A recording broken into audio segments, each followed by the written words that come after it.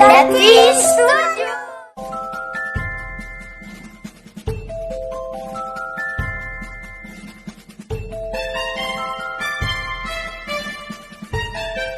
Jems 410.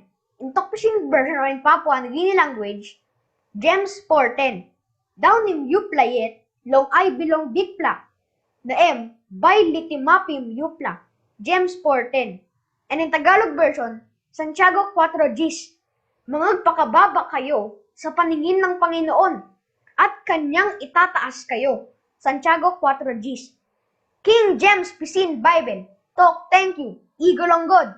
Salamat po sa Diyos. Thanks be to God. 3, 2, action!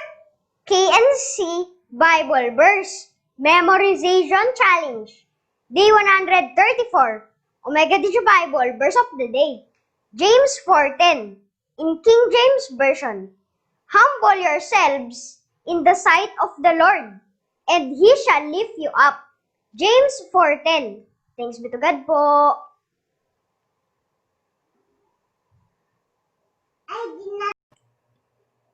Matayas ang English and Tagalog. That writing to me, and please, you are helping me, that you are giving me the dress. So I will display what you are telling to me. So my word is day now. That will just. What did you say? What is that? English and English Matayas. and Visayas? Visayas? Can you talk Visayas? Go. Go. Go. We just want to hear. We just want to hear you talking Visayas. Come on, give us example Visayan language. Go. Go now. Just a bit. What Visayas language you know? Wait. How about word? Talk busy. Dugay ka man sa Maynila. Tunto ka pa rin. Sit like that. Can you talk like that?